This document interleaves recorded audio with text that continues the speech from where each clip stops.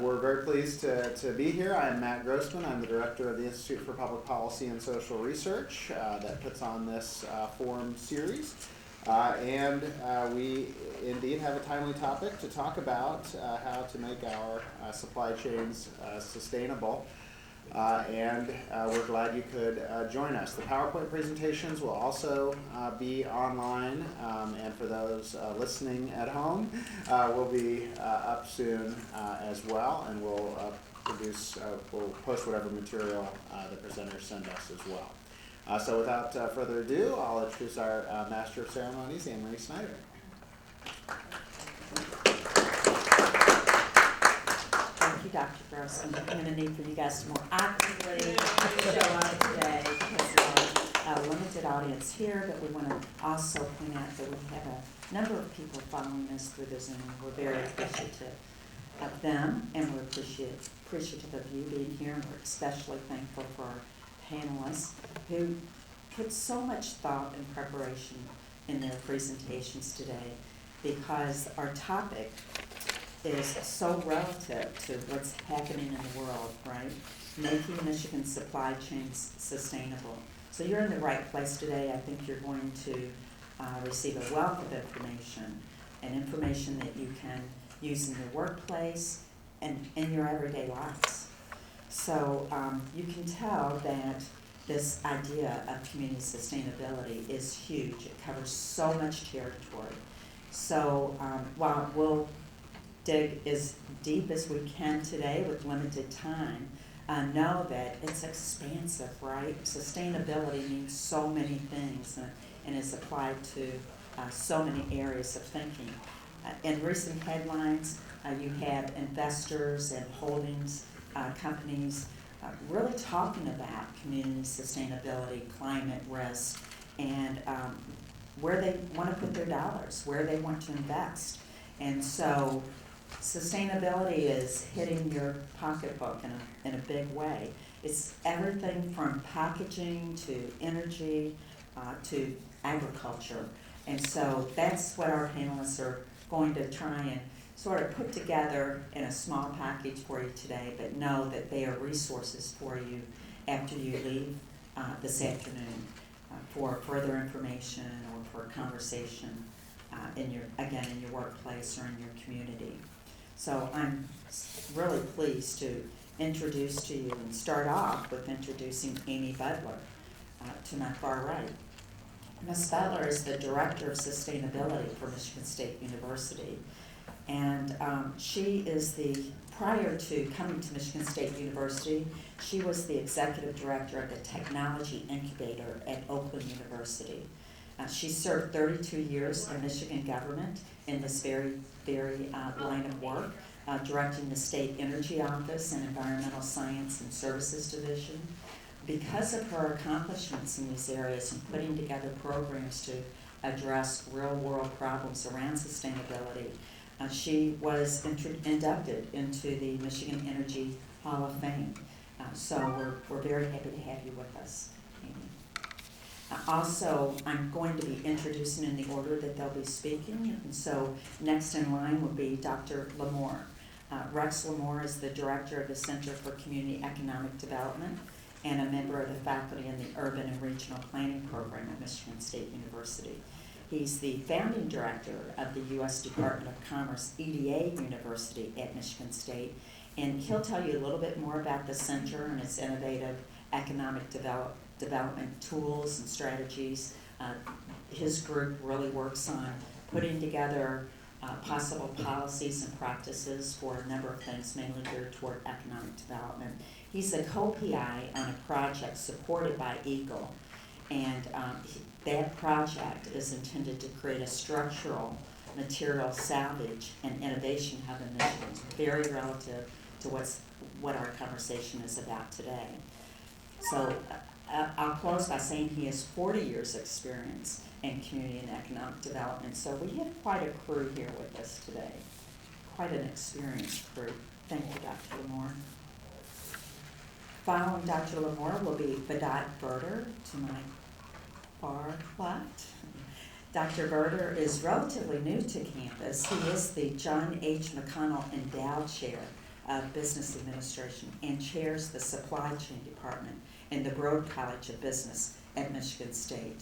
He brings 24 years of experience from McGill University's Business School or School of Management. Dr. Berger works closely with the public sector to tackle everyday challenges, including supply chain design, hazardous materials logistics, healthcare management is a big area that he works in, and of course, sustainable operations.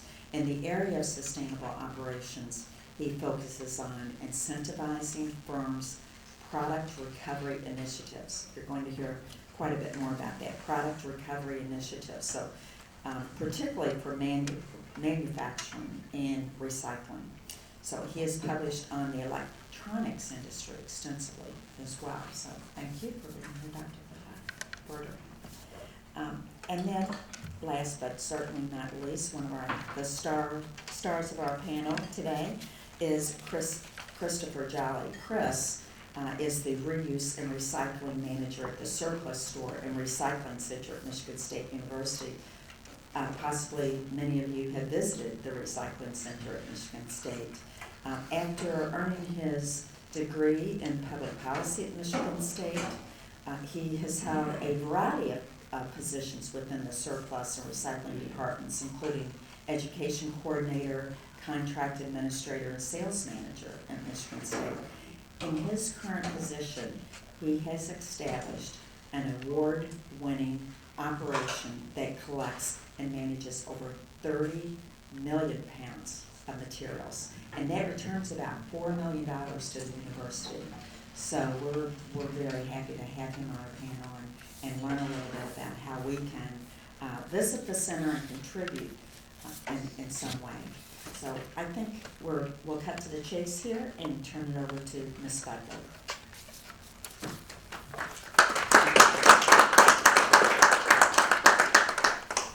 Thank you, Anne Marie, and it's a pleasure to be here today. I'm going to take just a step back and talk a little bit about sustainability and how we get to looking at a sustainable supply chain and why it's important. Where we're really focusing today on some of those trends on things that are really becoming more in the news that we have to be aware of. First of all, when you hear the word sustainability, what is one word that you think about? What's the initial word that comes to mind when you think sustainability? Survival. Yay, you got the people part in. Often it's recycling or energy or trees, but very seldom is it really the entire understanding of what sustainability really is. And you see here in the sustainability triangle, there's the environmental aspect, the social aspect, and the economic aspect.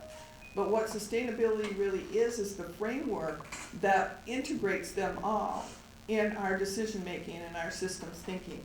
So when we're looking at greenhouse gas emissions, we're not just looking at our power plant. We're looking at the power plant, scope 1. We're looking at the vehicles on campus, scope 2. And we're looking at scope 3, which is the supply chain, which is all the travel of bringing the food to the campus, all the travel of sending our students abroad, all the travel of our faculty being able to do global research. All of that comes into play. So you're taking in the economic aspect and the social aspect, as well as the environmental aspect. So sustainability isn't a thing, it's a process. At Michigan State University, we define our sustainability framework under 4 pillars: campus, community, curriculum, and culture. Without culture, none of the other 3 happen. And this is an integrated system, as you can see. With campus, it's not just what the campus does, but it's how we use the campus as a living laboratory. It's also how we use the campus in partnership with our community partners. It's also how the campus becomes part of the curriculum, both in teaching and learning and in research, developing innovations, testing those innovations, demonstrating them, and our continuing education through our MSU extension. Without those pieces, that's all part of our sustainability and our responsibility to the residents of Michigan as the land-grant College of Michigan. Culture is the piece that drives it. So without that understanding the people aspects, the positive health which we are seeing day to day, moment to moment, second to second experience in right now. Without that culture piece, each person within our organization and each person that we touch has a responsibility to provide resources towards and understand their sustainability for themselves and their future generations. Now, some of the challenges that you often hear when you look at sustainability in our economy is energy systems. Renewable energy you hear a lot about. Often you don't hear enough about energy efficiency, which is the other half. The cheapest form of energy is the energy you never use. So energy efficiency is a very important piece. You hear about climate change, and often sustainability and climate change are used interchangeably. They are not. Climate change is very, very important, but there are sustainability actions even beyond climate change. There's diversity, equity, and inclusion. There's health plan for your employees, for your students. There's healthy eating, things that are not necessarily a direct result, but are impacted by climate change. Sustainable transportation, electrification, biodiversity, which is something that Michigan State University is doing some amazing work in. Water conservation, water treatment, availability of water, trust in water, and solid waste management and recycling. Those are just some of those topics that you hear often associated with sustainability. And as I've talked about, really it's a systems thinking or life cycle analysis and being able to understand and define and innovate solutions to the problems that we're facing.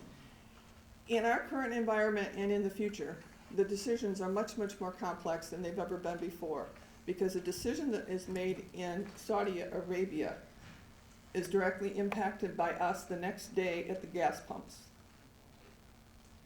Something that happened in China within a few hours is impacting the world in a multitude of different ways. So it's really understanding that the solutions that we have to come up with, our challenges, are very complex, and we have to look at and understand all the pieces that go into that decision making. So what do we have, the evolving trends that we're seeing right now in sustainability, and we're going to focus on a couple of these today. So this is really an introduction to some of the topics that my colleagues that are such great experts in are going to do a deeper dive in. It's really starting to evolve the conversation, so it's a systemic